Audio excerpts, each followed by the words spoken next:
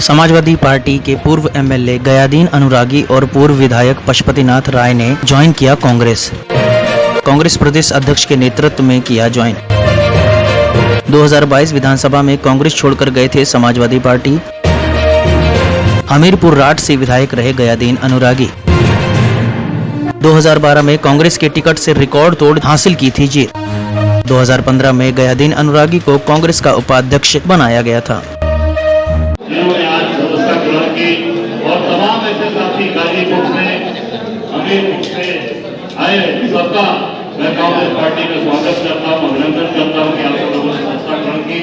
और सभी हमारे मीडिया साथी, हमारे भाई हमारी बहनें, छायादार साथी, आप देख रहे हैं लगातार कांग्रेस का परिवार लगातार आगे बढ़ता जा रहा है। हम सब लोग अपनी जो सोच है उस सोच में कांग्रेस पार्टी को आगे लेकर चल रहे हैं। एक एक कार्यकर्ता, एक एक हमारे नेता इसमें लगे हैं कि कांग्रेस आगे बढ़े कैसे।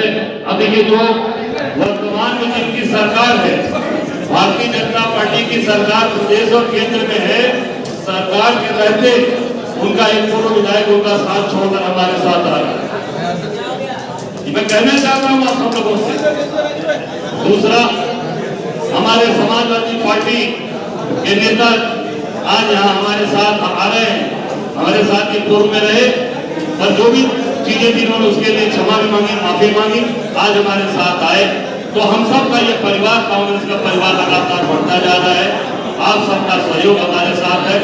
मैं निश्चित तौर से अपने तीनों साथी और जितने हमारे साथ गाजीपुर, हमीरपुर, अन्य साथी जो हमारे साथ आए हैं, सबका कांग्रेस पार्टी में स्वागत करता हूँ, धन्यवाद करता हूँ, अभिनंदन करता हूँ।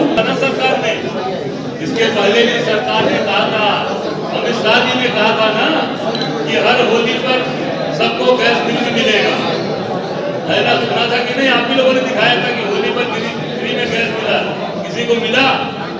अरे स्मृति ईरानी ने भी कहा था 13 रुपए किलो चीनी मिलेगा, हमें ठीक लोगों को मिला। तो ये केवल झूठी बात तो सुनते रहिए और जनता